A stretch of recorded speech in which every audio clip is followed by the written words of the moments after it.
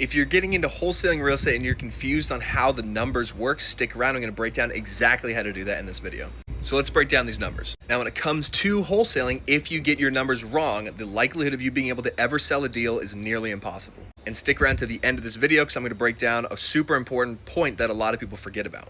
Step number one, when you are running your numbers, the very first thing you need to determine is the ARV. That stands for after repair value. What that means is when this property is fully renovated to 2025 standards, what will the house sell for on the open market? I do have another video breaking down exactly how to run comps, but super quickly, what you need to do is find 2 to 3 similar properties. So if yours is a 3-bed, 2-bath, 1,500 square foot, find other 3-2s that are plus or minus 250 square feet, ideally plus or minus 10 years within the year built, and then in the same little pocket neighborhood. When it comes to the same pocket neighborhood, you don't want to cross railroads, rivers, lakes, major highways, etc. Once you found those 2 to 3, get the price per square foot, average that, multiply the average by yours. If that doesn't make sense, we have a calculator in the group that you guys can use that does the math for you. Now that we've determined ARV, here comes step number 2. This part is market dependent. Most markets, buyers do ARV, right, the number we just came up with, times 0.75 or 75%. There are some markets that buyers might do 78%. There are some tougher or rougher markets where buyers do 65, 60%, whatever it may be.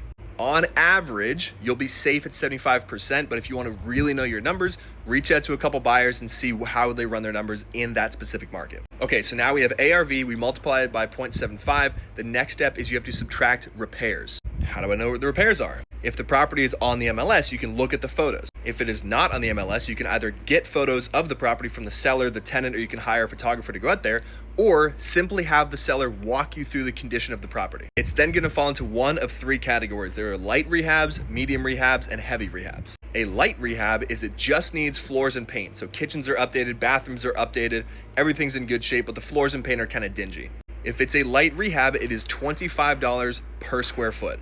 Second level is medium, that is floors, bathrooms, kitchens, and paint. So if the kitchens haven't been updated in a while, bathrooms haven't been updated, and the floors and paint are still kind of dingy, it's medium, which is then $35 per square foot. Last and final one is heavy, if it needs everything, head to toe, that is $60 per square foot. Something to note, if it is a light rehab, but it also needs a new roof, new roofs are roughly ballpark 10 grand. An HVAC unit is 5,000 and a water heater is 3,000. So be sure to ask about the years of those systems.